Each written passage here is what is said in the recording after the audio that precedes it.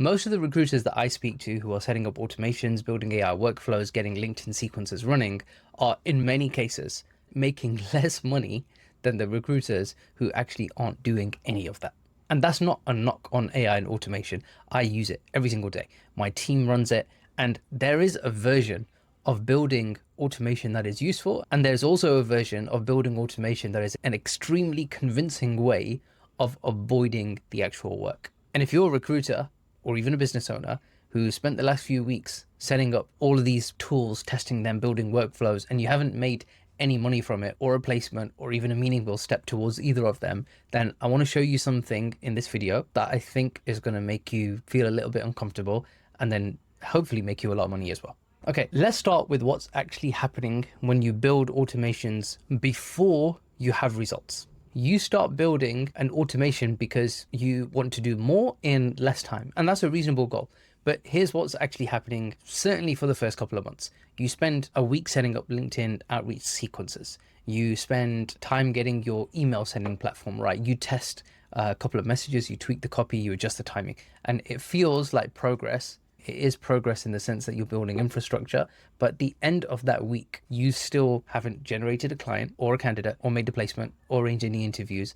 And the candidates and clients who were sitting literally on your CRM, who know you by name, who you've not spoken to in a while, they haven't heard from you. So what you've actually done is automate the least certain part of your business while ignoring the most certain part. And the people who don't know you get a perfect automated message, but the people who do know you, they get nothing. So what happens is that you're not building efficiency, you're building a delay, and the delay costs you money every single day that it runs. And there's a question that I use with every recruiter that I work with, employee, consultant, like whatever relationship I have, and I want this to sit with you and I want you to answer it honestly. If your life depended on it, and you had to either make a placement within a week or add 1 million to your business or to your desk, what would you do over the next week, month, year, whatever it is? Don't overthink it too much. Just say the first thing that comes to your mind. And almost everyone that I've ever asked this question to gives me the same answer. They would call, they would email, and they would message. They'd get on LinkedIn and message the people that they already know. They'd go through their CRM and contract every single candidate who is even close to matching the vacancy. And they'd WhatsApp and message clients that they've worked with before, and they'd work their existing network as hard as it could possibly be worked. None of that involves building a new workflow. None of it involves testing a new tool. None of it requires automation to be set up first. It requires you to pick up the phone. The reason that question matters is this. If that is what you do when pressure is at the highest, that's also what you should be doing right now. Not instead of automation, but before automation. You already know what works. You just stopped doing it because building the system felt more important. It's not yet.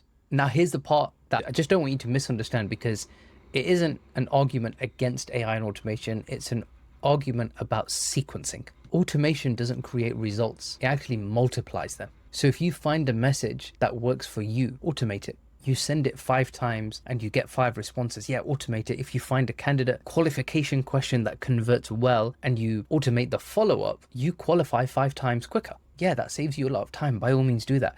But if you don't know what works well, and if you haven't sent enough messages manually to see which ones get replies, what format you should send them in, if you haven't spoken to enough candidates to know what qualification questions open them up, then automating gives you nothing, because you're multiplying a process that you haven't proven yet. And here's how I think about it. The skill of knowing what to say to a candidate lives in your head. Years of experience, years of conversations, patterns you picked up without even thinking about it. The knowledge is the asset. Automation is just a delivery mechanism.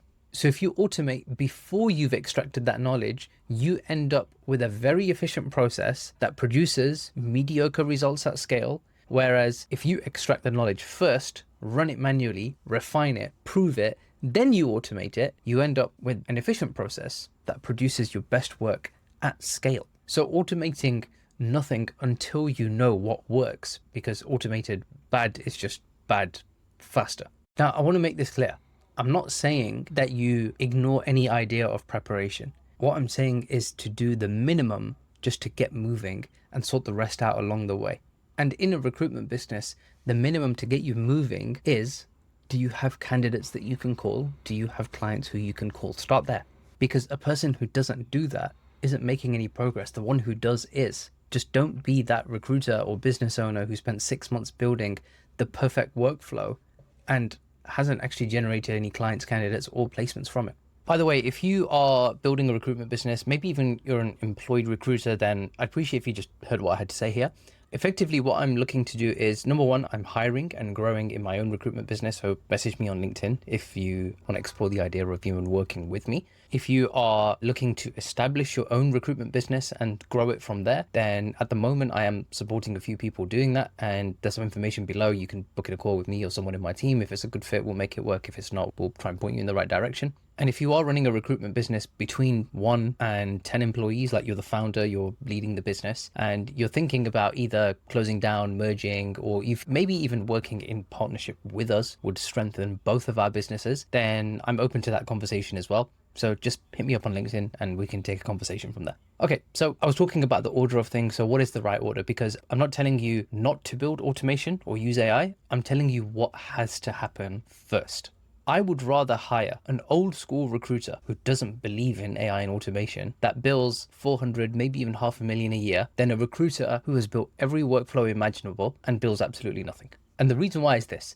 The old school recruiter already knows what works. They know which messages get callbacks. They know how to qualify a candidate in 10 minutes, and they know how to handle every single objection that a client throws at them.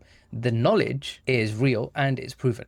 What they don't have is reach, and they're limited by how many hours they can work, how many calls they can actually make, how many messages that they can send by hand. And when I put automation and AI behind a recruiter who is a well-polished recruiter like that, they get triple the reach. The same messages. I've had this conversation even internally. I had an employee who joined us recently who came from a competing recruitment firm, very busy, worked long hours, all of that stuff. And she joined us, and word for word, she said, I didn't appreciate what a high performing recruiter was until I came here, because all of the things that were keeping me busy, I don't have to do any of them here.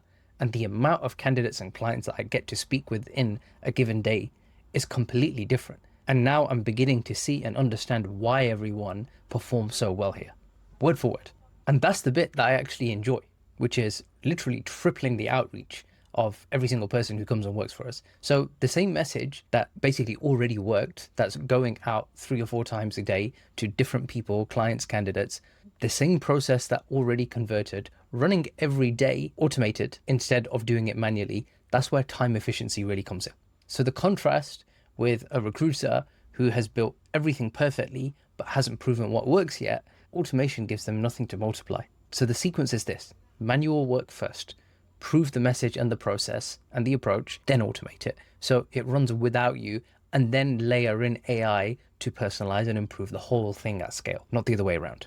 If you start with automation, what you're trying to do is build the second and the third floor of a building that doesn't yet have a foundation. So manual first, automate second. There is no shortcut around that order.